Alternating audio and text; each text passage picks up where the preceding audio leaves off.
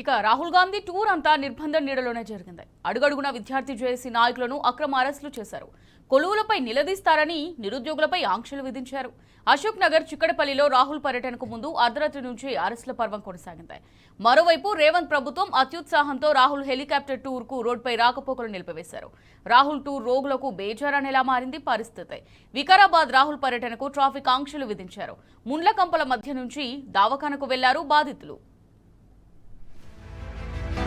AICC నేత రాహుల్ గాంధీ రాకతో తెలంగాణలో నిరుద్యోగులు, విద్యార్థుల నిర్బంధకాండ కొనసాగింది. నిరుద్యోగ జేఏసీ నేతలను పోలీసులు అక్రమంగా అరెస్ట్ చేసి పోలీస్ స్టేషన్లలో నిర్బంధించారు. ఏపీ తెలంగాణ కాంగ్రెస్ డీసీసీ అధ్యక్షుల సమావేశానికి హాజరయ్యేందుకు రాహుల్ గాంధీ వికారాబాద్ కు వచ్చారు. అధికారంలోకి వచ్చిన ఏడాదిలోపే 2 లక్షల ఉద్యోగాలను భర్తీ చేస్తామని గత ఎన్నికలకు ముందు హామీ ఇచ్చింది కాంగ్రెస్. అయితే ఇప్పుడు హామీలకు విరుద్ధంగా దగా చేసిన రాహుల్ గాంధీని నిరుద్యోగులు నిలదీస్తారని అక్రమ అరెస్టులు చేశారని యువత మండిపడుతున్నారు. ఎక్కడికక్కడ బైండోవర్లు చేసి నిర్దాక్షిణ్యంగా పోలీస్ స్టేషన్లకు తరలించారు.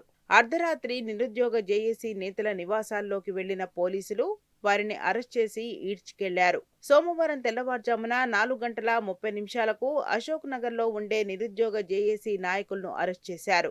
ఎమర్జెన్సీ తరహాలో విద్యార్థులు నిరుద్యోగులను బయట తిరగనీయకుండా దౌర్జన్యానికి పాల్పడ్డారని విద్యార్థి, నిరుద్యోగ నేతలు మండిపడ్డారు. అక్రమ అరెస్టులను జేఏసీ నేతలు తీవ్రంగా ఖండించారు.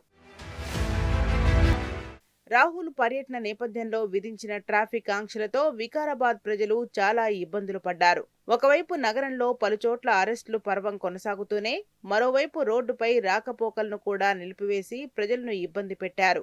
రాహుల్ హెలికాప్టర్ టూర్ కు రోడ్లపై రాకపోకలు ఎందుకు నిలిపివేస్తున్నారని ప్రశ్నిస్తున్నారు ప్రజలు. ట్రాఫిక్ ఆంక్షలు విధించడంతో అడుగడుగునా వాహనాలను నిలిపివేశారు పోలీసులు. దీంతో ముండ్లకంపల మధ్య నుంచి దవాఖానకు వెళ్లారు రోగులు. వికారాబాద్ జిల్లాలోని ఇంటర్ విద్యార్థులు పరీక్ష రాసేందుకు పరీక్షా కేంద్రానికి వెళ్లే సమయంలో ట్రాఫిక్ ఆంక్షలు ఏంటని తల్లిదండ్రులు ఆగ్రహం వ్యక్తం చేశారు. రాహుల్ గాంధీ తెలంగాణ ప్రజలను మోసం చేశారని వికారాబాద్ జిల్లా బీఆర్ఎస్ అధ్యక్షుడు మెతుకు ఆనంద్ విమర్శించారు. లగచర్ల గిరిజన రైతులను బెదిరించి జైల్లో పెట్టినప్పుడు రాహుల్ గాంధీ ఎక్కడున్నారని ప్రశ్నించారు. బుల్డోజర్లు పేదల జీవితాలను నాశనం చేస్తున్నప్పుడు తెలంగాణ గుర్తు రాలేదని, మెస్సీ ఫుట్బాల్ ఎగ్జిబిషన్ మ్యాచ్ తిలకించేందుకు డీసీసీ అధ్యక్షుల శిక్షణా తరగతులకు సమయం దొరికిందని ఎద్దేవా చేశారు. రాహుల్ గాంధీ తెలంగాణ పర్యటనపై బీఆర్ఎస్ వర్కింగ్ ప్రెసిడెంట్ కేటీఆర్ ఆసక్తికర ట్వీట్ చేశారు. ఏఐసీసీ ఏటీఎం అయిన తెలంగాణకు వెల్కమ్ అంటూ చురకలంటించారు. తెలంగాణకు 1000 కోట్ల రూపాయల వసూలు కోసమే వచ్చారా అని రాహుల్ గాంధీని ప్రశ్నించారు.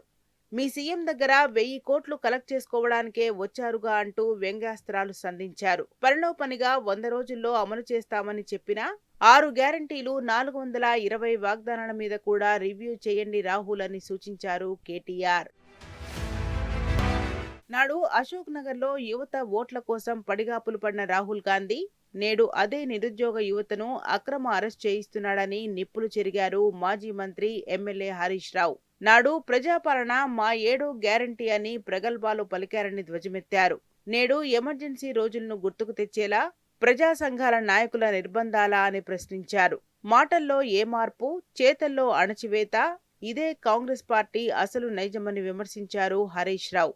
ఓవరాల్ గా రాహుల్ గాంధీ పర్యటన రాష్ట్రంలో అటర్ ఫ్లాప్ అవడం ఒకెత్తైతే, అక్రమ అరెస్టులు, ట్రాఫిక్ ఆంక్షలతో రేవంత్ ప్రభుత్వం చేసిన ఓవరాక్షన్ ను చీదరించుకుంటున్నారు రాష్ట్ర ప్రజానీకం.